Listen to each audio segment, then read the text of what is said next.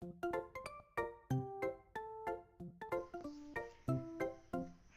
po, kamusta po? Ang hirap po mag-isip ng uulamin sa araw-araw, ano? Kaya heto, naisipan natin lutuin ngayon ay ginisang giniling karne na may patatas tsaka carrots. Ayan guys, nagsimula na tayong magisa ng sibuyas, bawang, tsaka kamatis. Ang madali ang luto lang to guys kasi wala pa ako masyadong tulog. Ayan, nilagay na rin natin yung karne sa ginisa natin. Gisahin natin yan. Pagkatapos, maya-maya, lalagyan natin yung tubig. Hayaan natin kumulo hanggang sa lumambot guys.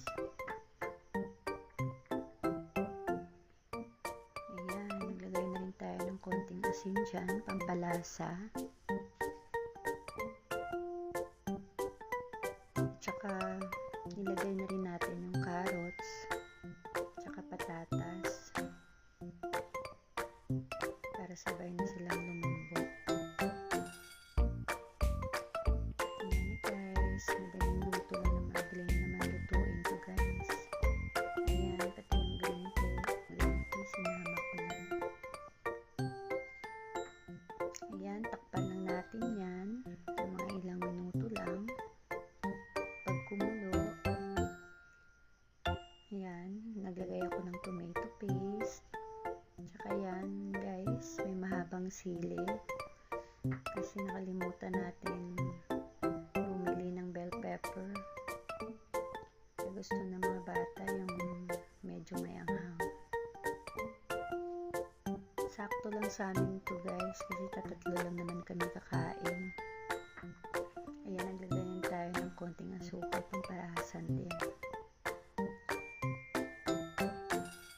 Ayan, may nakita akong dalawang slice ng isda sa ref. Pipituhin na rin natin yan guys, pandagdag sa ulam.